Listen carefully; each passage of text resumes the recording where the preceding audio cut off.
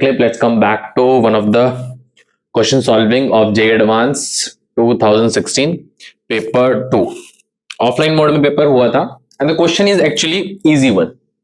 ये sequence series का question है. क्वेश्चन थोड़ा इजी कैटेगरी में ही बिलोंग करता है बट थोड़ा सा हल्का फुल्का लेंदी क्वेश्चन तो होते ही हैं इनके. चलो, बी आई ग्रेटर देन 1 दिया गया है, ये चीजें दी गई हैं. I is going from 1 2 3 to आई है बेसिकली आपका. ठीक है, ये चीजें लिखी गई हैं. Suppose log b1 with a base e log b2 is an arithmetic progression with a common difference of log 2.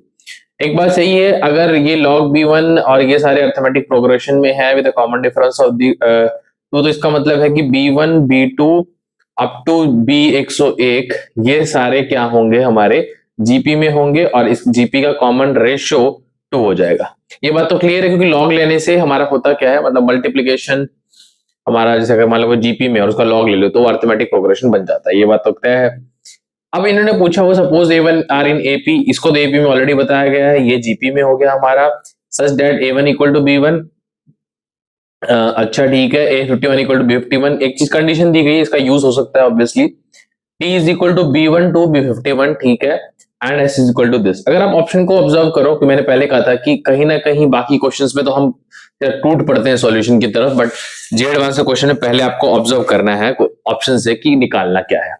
चलो, तो अभी अगर मैं देखूं इस चीज को तो ऑप्शन देखो एस और टी का कंपैरिजन, मतलब एस और टी को तो डिड्यूस करना ही पड़ेगा. उसके बाद A101 और AB101 का भी आपका कंपैरिजन है और दोनों ही सॉल्व करने पड़ेंगे क्योंकि दो ऑप्शन, मतलब इस हिसाब से ही ऑप्शंस को अरेंज किया गया है. चलो ठीक है, अगर मैं पहली चीज को सॉल्व करूं एस और टी का कंपैरिजन, अगर आप एस को ध्यान से देखो या किसी को भी देख लो एस या टी को, टी ओवर देखो आप B1 से B51 का समेशन, मतलब कि ऑब्वियसली क्या होता है, ए मतलब B1, आर की power common ratio 2, n minus one that is 51 minus one upon 2 minus one जो कि 1 आ जाएगा. B1 A1 है तो टी की वैल्यू हो जाएगी A1 टाइम्स 2 की पावर 51 माइनस वन. एक बार तो ये बोल सकता हूं मैं. और S की वैल्यू में देखूं तो A1 से 51 का सम यानी कि n बाई 2 51 बाई 2, एक सेकेंड, हाँ, 2A1 plus n minus one यानी कि 50 इंटू डी, इतना मैं कह सकता हूं. ठीक है, और उसके अलावा A51 इक्वल टू B51 दिया गया. अगर मैं इस चीज का इस्तेमाल करूं तो A51 का मतलब A प्लस A1 कह लो या कुछ भी कह लो, A1 प्लस 50D की वैल्यू जो दी गई है वो B51 के इक्वल दी गई है. B51 मतलब कि A, मतलब जो 51 का मतलब B1 और B1 A1 के इक्वल है. देखो B1 इक्वल टू A1 दिया गया है. फर्स्ट होता क्या है, A R की पावर n माइनस वन होता है, तो यहाँ भी मैं A1 लगा सकता हूँ. R यानी common ratio n minus one, अगर 51 की बात करा तो यहाँ 50 आ जाएगा. ठीक है, यहाँ से 50D की वैल्यू निकालना चाहूंगा, डेट इज इक्वल टू वहां से A1 कॉमन आ जाएगा 2 की पावर 50 माइनस वन. तो अगर मैं इसको यहां पुट करूं तो मुझे क्या मिलता है, S की वैल्यू मुझे मिलती है 51 बाई 2. अंदर एक चीज और आई थी यानी कि 2A1 प्लस 50D की वैल्यू मैंने पुट करी. A1 2 की पावर 51 है, 50 है, जो भी है 50 है, 50 माइनस वन. ठीक है, और अगर आप कंपेयर करो एक चीज को और टी की वैल्यू है A1 2 की पावर 51 माइनस वन. टी की वैल्यू है A1 2 की पावर 51 माइनस वन. अगर इसमें कंपेयर करना मैं चाहूं तो इसको कर सकते हैं, ऐसी कोई बात नहीं. मैं ना ऊपर नीचे 2 से मल्टीप्लाई कर देता हूं एस में. इससे होगा क्या, ऊपर नीचे 2 से मल्टीप्लाई करने से 2 यहां 2 यहां, और उससे कोई ज्यादा फर्क नहीं पड़ेगा. इस 2 को जो मैं अंदर लेके जाऊंगा एक 2 को, तो एस को मैं लिख सकता हूं 51 बाय 4. ठीक है, 2A1 प्लस A1, या फिर चलो देखो आपकी ऑब्जर्वेशन के लिए एक काम और करते हैं हम.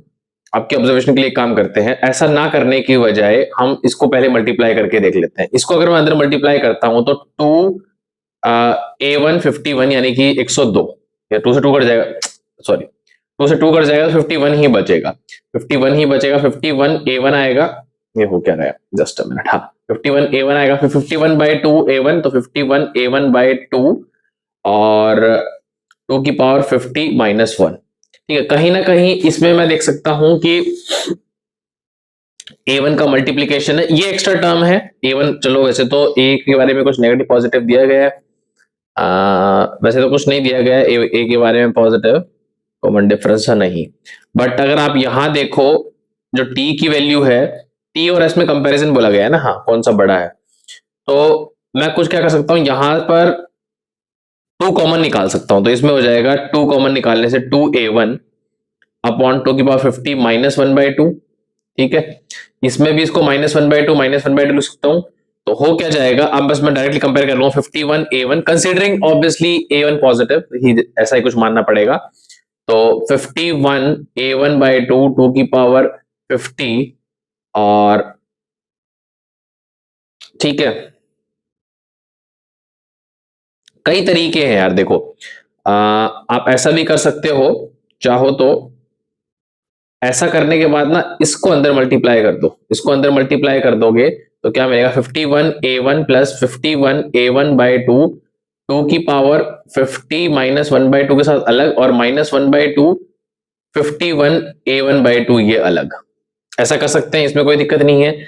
इसको अगर आप ऑब्जर्व करो, यहां चलो एक टू और ले आते हैं, तो इतना जो पार्ट है ये मेरा क्या होगा, इंक्लूडिंग a1, ये मेरा t हो जाएगा। t 51/4 माइनस 51a1/4 और ये 51a1 है, तो ये जब सब्ट्रैक्ट होगा तो 3/4 यानी कि कुल मिला के पॉजिटिव में आ जाएगा।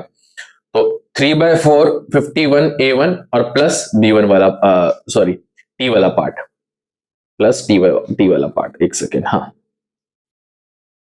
क्या मिस्टेक हो गई, हाँ कुछ तो गड़बड़ हो रही है इसमें, एक सेकेंड मुझे दो। प्लस ये टी वाला पार्ट हो जाएगा आपका। तो बस हो गया हमारा यहाँ से सॉल्व क्वेश्चन।